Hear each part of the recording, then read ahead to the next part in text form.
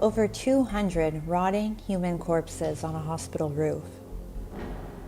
The graphic imagery of scores of unidentified human bodies lying exposed on the roof of a hospital morgue in Multan, in Pakistan's Punjab province, has shaken the conscience of people world over. The Pakistani government has failed to provide a satisfactory response as to who these people were and how their bodies have been left to decompose without dignity. An investigation was ordered as soon as these images became viral on social media. Pakistan has a dubious history of failing to locate activists and dissidents who had mysteriously disappeared from the Balochistan province in the last 2 decades. Some believe these bodies lying on the roof could be the same people who had disappeared, lost forever to the tactics of the Pakistani spy agency, the ISI. Activists are believing that those persons who are disappeared from Balochistan, from Sindh, or from Khyber Pakhtunkhwa, they all were taken to Multan, the first place where they are being tortured or kept for in the incommunicado was that Multan. So they were there. This is the story what I know from the statements of these disappeared persons who were recovered. Tariq Zaman Gujja, the Chief Minister of Punjab's advisor, visited the scene after receiving information from a source regarding the decomposing bodies on the mortuary's roof.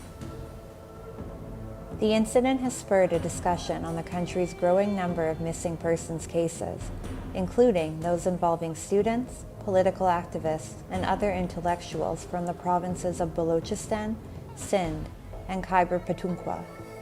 In Pakistan, inter-services intelligence, the army, and military intelligence are routinely accused of being involved in kidnapping and torturing members of civil society, forced disappearances, and extrajudicial executions. The Commission of Inquiry on Enforced Disappearances in Pakistan has received 8,463 complaints regarding enforced disappearances since March of 2011. The commission was created by the government in March of 2011. However, the Islamabad High Court recently noted that it had failed to give victims justice.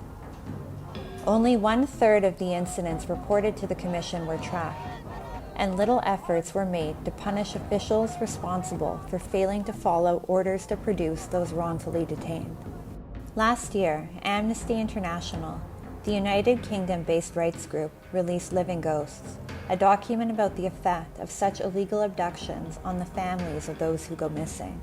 The country's military and its spy agencies remain beyond the reach of Pakistan's criminal justice system. Human rights observers now demand stricter international sanctions on Pakistan for regularly violating human rights.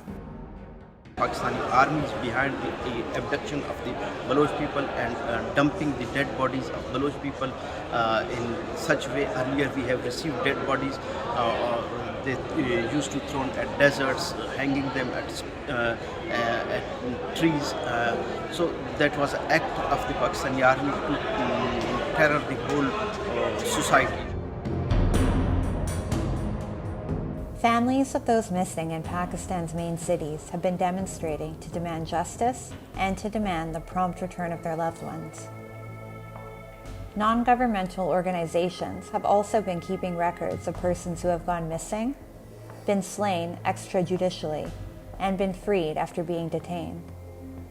However, despite efforts of such organizations and families, instances of forced disappearances are now commonplace in Pakistan, where law enforcement officials continually silence critics. The United Nations have said that forced disappearances have frequently been employed as a tactic to sow fear throughout society. This behavior not only leaves the immediate relatives of the missing anxious and terrified, but it also impacts communities and larger society as a whole. The discovery of the remains in Multan have shocked people the world over. Eyes are on Pakistan and their continued human rights abuses. However, it remains to be seen whether Pakistan will ever give in to global pressure and protect the human rights of its common citizens.